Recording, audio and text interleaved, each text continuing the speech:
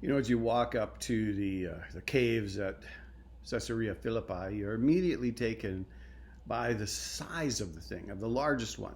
It's one of the largest kind of grottos that you see in the land, and it's about the size of a modern day carport for like a semi truck or like two buses or something like that. This was the place where the god Pan was worshipped by the pagans of Jesus' day. And in fact, it was called Caesarea Pania after its association with the god Pan. And this particular large cave was known as the gateway to the underworld. And this is where Pan dwelt. And once a year, Pan would come up and scream. And he would scream so loud that it produced great fear among all the people. And they called that, of course, panic and pandemonium, even a pandemic. This is a place where Jesus brought his disciples to one day, and I imagine the disciples were probably thinking, what are we doing here, Jesus? They must have thought, this isn't right. We shouldn't even really be here as good Jews. But then he often did things without their permission. And here by the pools and the streams and the very lush countryside at the base of Mount Hermon, he begins to ask them a question. And it's recorded in Matthew 16:13-20. It says, "Now when Jesus came into the district of Caesarea Philippi, he asked his disciples," he began to ask them these questions, "Who do people say that the Son of Man is?" And they said, well, some say John the Baptist, some say Elijah, some say Jeremiah or one of the prophets. And he said to them, "Oh, but who do you say that I am?" And that's when Simon Peter replied, we don't know how long he took, but it was kind of like this: "You're the Christ, the Son of the living God." And Jesus does a little bit of a joyful jig. He's like, "Yes, blessed are you, Simon Bar-Jonah, for flesh and blood did not reveal this to you, but my Father in heaven revealed. He's the one who told you this. And I tell you, as Peter, you are on this rock.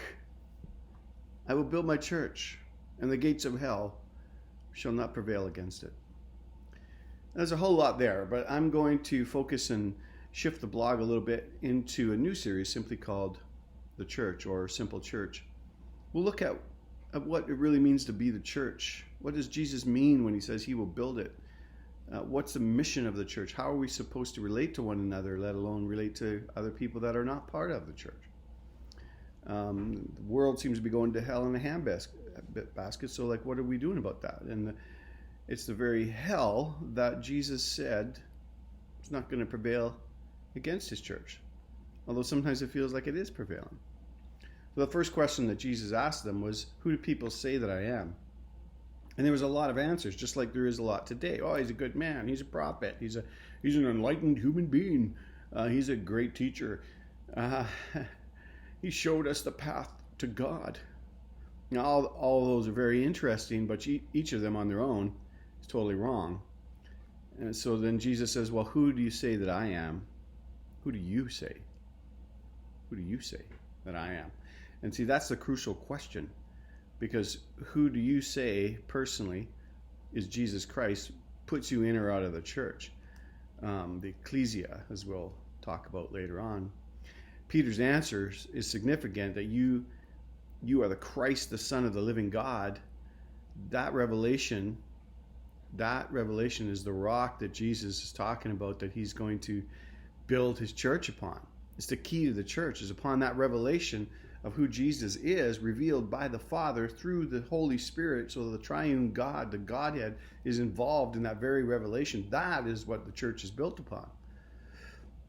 God has a plan A, if you will, and he's working that plan. He doesn't have a plan B, so to speak. If it's you and me, and with that revelation, that is his plan to win the world with what is called the church. You know, the Apostle Paul wrote about the kingdom, which the church is a part of, is ever increasing even unto this day. He wrote that in Ephesians.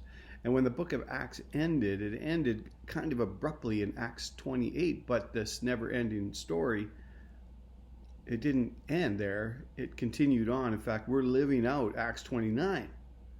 It's still going on. What will happen today? He's still doing extraordinary things today.